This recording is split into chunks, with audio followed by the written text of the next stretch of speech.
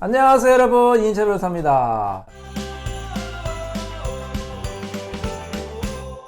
자, 날씨가 많이 더워진 것 같아요. 여러분 이제 건강 조심하시고, 그래도 이제 여름이니까 제가 자켓을 벗고 좀 이제 가벼운 차림해도 괜찮죠? 자, 오늘 이 시간은 제가 이제 KBS 굿모닝 대한민국 라이브 이인철의 모의법정을 이제 매주 출연하고 있는데, 이제 아쉽게도 이제 오늘이 마지막 시간이었죠. 이인철의 모의법정은 마지막 시간이고, 다음 주부터는 이제 또 새로운 이제 코너로 이제 찾아뵙도록 하겠습니다.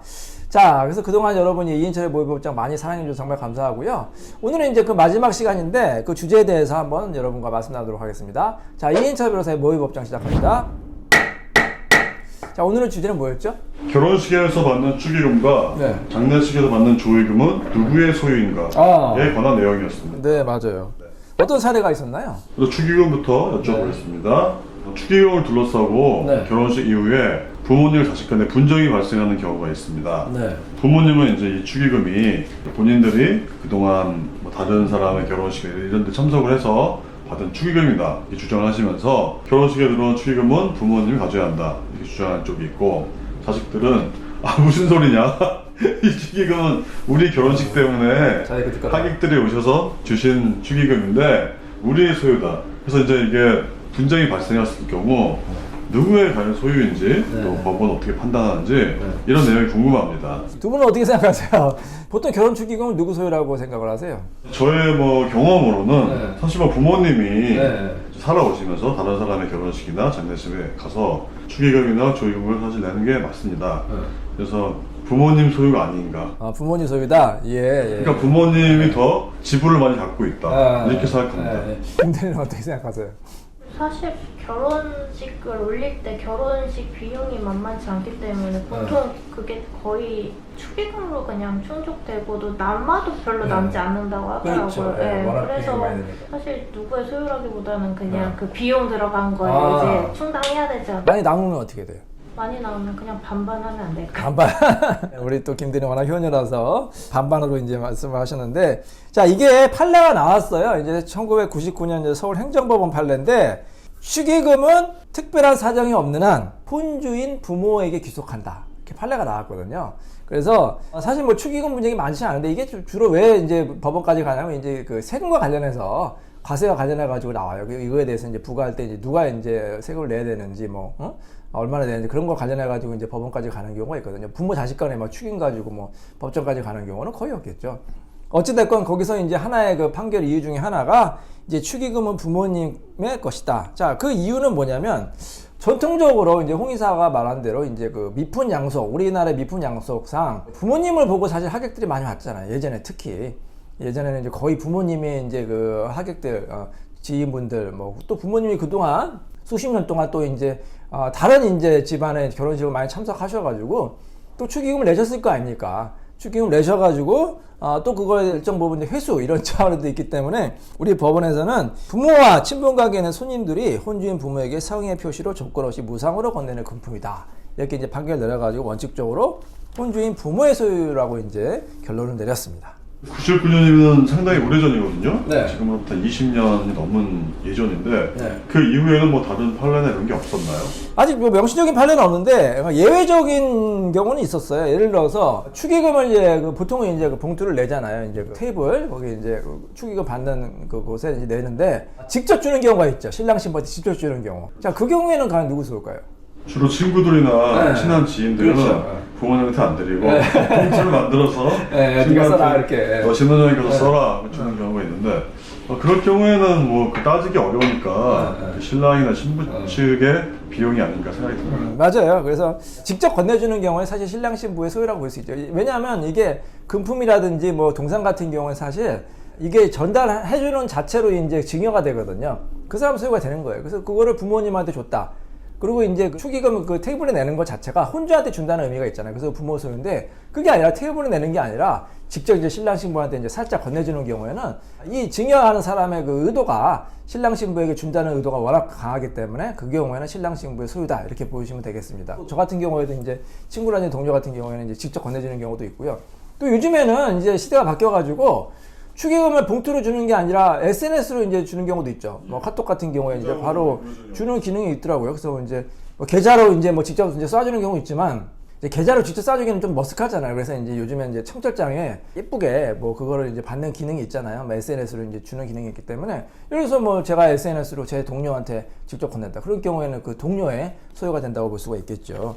자, 그리고 이 판례가 이제 뭐 20년도 넘은 판례인데, 최근에는 어떻게 됐어요? 결혼 연령이 좀 높아졌죠. 그래서 예전에는 사실 젊어서 이제 부모한테 준다는 의미가 강했지만, 요즘에는 워낙 이제 뭐 결혼 연령이 뭐 늦잖아요. 뭐 30대는 뭐 돼야지 하고, 심지어 40대, 50대도 결혼하는 경우도 있고, 재혼하는 경우에는 뭐 50대 넘어서 재혼하는 경우도 있잖아요. 자, 그럴 경우에는 부모님을 보고 이제 오기보다는 그 당사자를 보고 오는 경우가 많이 늘어났잖아요. 그래서 만약에 최근에도 만약에 이런 판례가 생긴다면 좀 바뀌지 않을까. 그래서 부모에게 이제 무조건 가는 게 아니라 경우에 따라서 본인에게 직접 가는 경우도 있다고 생각이 됩니다. 아까 잠깐 세금에 대해서 얘기하셨었는데요. 네. 통상적으로 저희가 알기에는 축의금이나 부의금은 비과세라고 알고 있는데, 네. 증여금액이 좀 거액이거나 크게 되면은 뭐 5천만 원이라는 얘기도 있고요. 네. 이게 세금에 뭐 과세 대상이 되는 건가요? 예, 그렇죠. 뭐 일반적으로 세무당국에서 뭐 축의금에 대해서 뭐 부과하는 경우는 거의 없죠. 그래서 이제 그거는 워낙 이때 인생에 한 번 있는 결혼식인데 거기도 극세 세무조사 나오고 하면 좀 좋지 않잖아요. 그래서 대부분은 이제 과세를 하지 않는데, 우리 법원이나 이제 실무 판례는 이래요. 판단은 이래요. 이제 통상적인 경우에 일반적인 생활비, 뭐 부모가 자식한테 주는 생활비라든지, 아니 반대로 뭐 자녀가 부모한테 주는 생활비, 뭐 가족 간에 주는 생활비, 이런 거는 과세를 하지 않고, 축의금도 마찬가지예요. 일반적으로 하객이 축하하는데 거기에 이제 세금을 붙이는 건 좀 너무했다 해서, 이제 축의금도 이제 예를 들어서 뭐 부모가, 혼주인 부모가 자녀한테 이제 뭐 집값에 보태 써라, 살림에 보태 써라 하고 주시는 경우가 많이 있잖아요. 그 경우에도 뭐 그거를 과세하지는 않는데, 근데 이럴 수가 있어요. 이제 부모님이 자녀에게 강남에, 요즘에 강남 집값이 얼마나 비싸요. 아파트를 사주는 거예요. 워낙 이제 재력가니까. 그래서 이제 사줬는데, 부모님 돈을 사줬는데, 이게 이제 그 세무조사 나올 것 같으니까 축의금으로 샀다고 이제 변명을 하는 거예요. 아니면 실제로 부모님이 축의금을 많이 받아가지고 자녀한테 이제 주는 경우도 있겠죠. 자, 그럴 경우에는 이제 이게 과세가 될 수가 있어요. 원칙적으로 부모가 자식한테 주는 경우는 5천만 원 넘으면 과세가 되는 걸로 알고 있거든요. 제가 이제 세무 전문은 아니지만 일반적인 상식상. 그래서 제가 보기에는 이제 고가의 주택이라든지 뭐 고가의 그런 물건을 부모님이 자녀한테 사주거나 고가의 금전을 증여한 경우에는 그게 아니 기준이 5천만 원 정도가 되거든요. 그게는 과세가 될 수 있다, 이렇게 생각하시면 되겠습니다. 다음은 조의금에 대해서 여쭤보겠습니다. 네. 사실 뭐 축의금에 대해서는 그렇게 가족 간의 분쟁이 많지 않지만, 네. 조의금에 대해서는 또 분쟁이 네. 많이 있습니다. 네. 부모님이 돌아가신 다음에 별로 사이가 좋지 않았던 형제들이 모여서 장례식 끝난 후에 조의금을 분배하는데, 내 손님이 많이 왔으니까, 내 하객이 많이 왔으니까 내 것이다, 아니다. 이 가족 간의 분쟁이 생겼을 때 어떻게 해결해야 되는지 판례가 또 있는지 궁금합니다. 자, 이럴 경우가 있겠죠. 예를 들어서 장남은 뭐 아주 사업을 크게 하거나 아니면 공무원이라 가지고 공무원들이 상당하면 이제 하객들이 많이 오죠. 많이 왔어요. 많이 와가지고 축의금도 많이 낼 거 아닙니까? 근데 차남은 그냥 백수야. 아무 일도 안 해. 그러면 사실 뭐 인간관계도 그렇게 넓지가 않아. 그럼 하객이 별로 안 오겠죠. 그래서 뭐 예를 들어서 장남 하객은 막 뭐 수백 명, 수천 명이 와서 막 조의금도 막 수천만 원, 수억 원이 받게 됐어요. 근데 차남은 이제 백수라서 뭐 조의금 다 해봐야 뭐 한 몇백만 원밖에 안 왔다. 자, 그러면 이제 그 조의금은 이제 많이 남을 거 아닙니까, 부의금은. 그러면 둘이 싸우겠죠. 이런 사이가 안 좋으면은 당연히 싸우겠죠. 일단은 장남 입장에서 뭐라고 주장할 거예요? 자기 하객이 많이 왔으니까 내가 더 많이 가져가겠다. 그렇게 당연히 주장하겠죠. 근데 만약 차남 입장이라면 또 뭐라고 주장할까요? 그런 게 어딨냐, 같은 네, 맞아요. 같은 사람인데, 부모 같은 자식인데. 그래서 이거는 이제 김대리가 맞았는데, 우리 판례는 일단 부의금, 조의금이 일단은 장례식 비용에 충당을 하겠죠.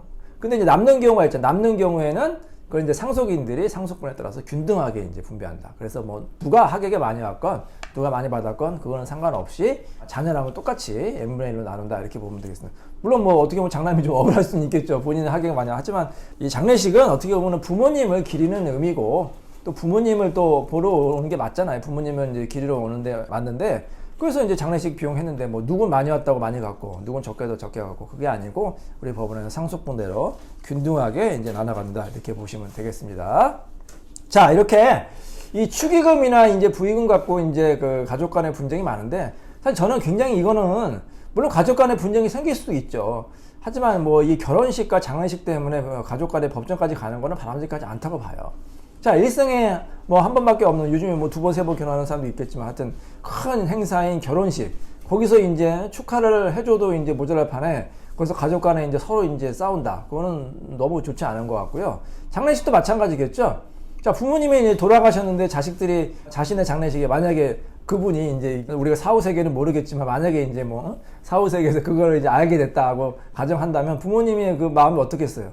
부모님이 장례식에서 서로 싸운다고 하면 굉장히 안 좋겠죠. 그래서 부모님께 마지막으로 효도한다는 생각으로 당사자끼리 합의를 해서 원만하게 해결했으면 좋겠습니다. 자, 이인철 변호사의 모의 법정 여기서 마치도록 하겠습니다. 그동안 감사했습니다. 감사합니다.